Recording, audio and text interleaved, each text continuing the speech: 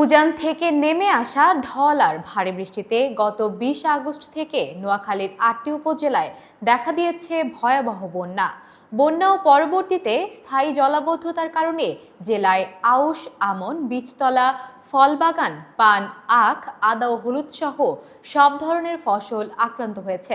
এতে ক্ষতিগ্রস্ত হয়েছে ২ লাখেরও বেশি কৃষক। বহু কৃষক হয়েছেন নিঃস্ব। নোয়াখালী থেকে নিজস্ব প্রতিবেদক দীপ আজাদের পাঠানো প্রতিবেদনে বিস্তারিত। ধার দেনা ও ঋণ করে একের পর এক জমিতে আউশ ও রোপা আমন লাগিয়েছিলেন কৃষক। কয়েকদিনের মাথায় শুরু হয় টানা বৃষ্টি। পরে পানি কমতে শুরু করলেও দেখা যায় ডুবে যাওয়া জমির ফসল পচে গেছে। সব বীজতলা নষ্ট হয়ে গেছে। আমরা এখন ক্ষতিগ্রস্ত হয়েছি। আমাদের নিরুৎসাহ নির্দয়ে আমরা হতভম্ব হয়েছি। কৃষি আছে 50,000, মনে করেন 3 গানি জমি রকম জালও শেষ, রুও শেষ। 50,000 টিয়া লই জ্বালাচান্দি বইছি, জৈনস হয়েছি বা রুইবার পদক্ষেপ নিয়েছি। এই সময়ে বন্যা শেষ করে দিছে। স্মরণকালের ভয়াবহ এ বন্যায় নোয়াখালীতে ৩৮,৪৫৬ হেক্টর জমির ফসল ক্ষতিগ্রস্ত হয়েছে, যার মধ্যে ৩৪,০০০ হেক্টর জমির আউশ, রোপা আমন ও আমনের বীজতলা আক্রান্ত হয়। বন্যায় শুধু আমন ও আউশ উৎপাদন কমতে পারে ৮২,৫৭৯ মেট্রিক টন। ঋণ নিয়ে চাষ শুরু করায় দিশেহারা কৃষকরা। আমি ব্যাংকের থেকে 2 লক্ষ টাকা ঋণ নিয়েছি। ঋণ পরিশোধ করার মতন আমার কোনো আস্থা নাই। 5 লক্ষ টাকা ঋণ লিছি। এটার ক্ষেত করছি 2 লক্ষ টাকার মতন বেশি। আর যে টাইমে উড়ামু ওই টাইমে মনে করেন বৃষ্টি নষ্ট করে লিয়েছি। আমি 5 একর সবজি করছি। এবার বন্যা আর বৃষ্টিতে আমার সব সবজি তলিয়ে গেছে, মাটির সাথে মিশে দিছে। বন্যা উঠছে, বন্যার দরুন আঙ্গ জল ভাঙানের বর ডুবি গেছে, ওই আঙ্গ বর সরে যেতে আছে। আমরা কেমনে চলুম? আমরা ছেলেবেলে দিই, আমরা কোনো রকমে এই বর দিয়ে আমরা রক্ষা বাক্কা করি। শস্য ভাণ্ডার খ্যাত নোয়াখালীর সুবর্ণচর সদর কোম্পানিগঞ্জের সবজি স্থানীয় চাহিদা মিটিয়ে রপ্তানি হয় দেশের বিভিন্ন অঞ্চলে।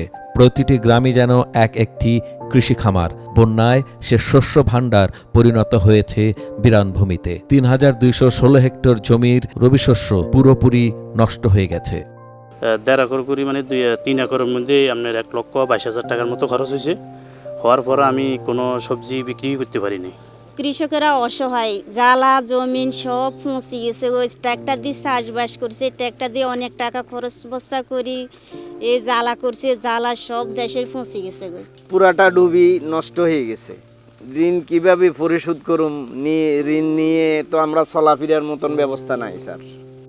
এছাড়াও 437 হেক্টর ফলবাগান, 57 হেক্টর পান, 20 হেক্টর আদা, 55 হেক্টর হলুদ ও 13 হেক্টর আখ ফল নষ্ট হয়ে গেছে। সব মিলিয়ে কৃষকের ক্ষতির পরিমাণ 642 কোটি টাকারও বেশি। তবে সরকারি ও বেসরকারি সহযোগিতা পেলে আবারও ঘুরে দাঁড়াবে কৃষকরা। এখন আর রুইবার মতন আমার কাছে এই সম্পদ নাই। এখন সরকার যদি কিছু সহযোগিতা করে তাহলে আমরা অত ব্যবস্থা কিছু পাইতে পারি, নইলে আরও করার মতন নাই। না খায় মানুষ মারা যেতে হবে। মানুষকে যদি সরকার যেভাবে হোক কিছু সহযোগিতা করে তাহলে মানুষ বাঁচার উপায় আছে। আমরা কেমনে চলুম? আমরা ছেলেবেলে দিই, আমরা কোনো রকমে এই বর দিয়ে আমরা রক্ষা বাক্কা করি। ওই নাঙ্গরে কি জন্য বাঁচাইবেন? আপনারা বাঁচান।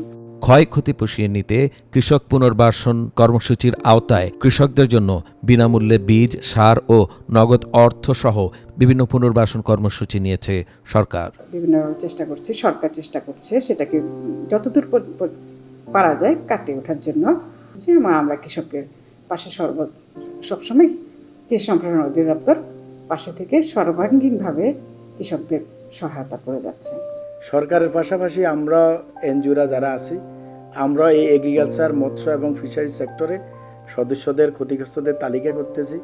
আমাদের সাধ্যমতে আমরা তাদেরকে সাপোর্ট দিচ্ছি। বিশেষ করে সংস্থার পক্ষ থেকে আমরা চিন্তা করতেছি যারা ক্ষতিগ্রস্ত হয়েছে পরবর্তীতে ওদেরকে স্বল্প সুদের ঋণ প্রদান করা এবং বিভিন্ন প্রদর্শনীর মাধ্যমে তাদেরকে আবার পুনরায় তাদের আইজিএ অ্যাক্টিভিটির সাথে যেন যুক্ত করা যায়।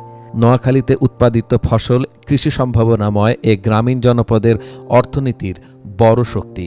কিন্তু বন্যায় এ অর্থনীতিতে লেগেছে বড় ধাক্কা। পর্যাপ্ত সহযোগিতা না পেলে এ অঞ্চলের কৃষক ও কৃষি অর্থনীতির ঘুরে দাঁড়ানো হবে বড় চ্যালেঞ্জ।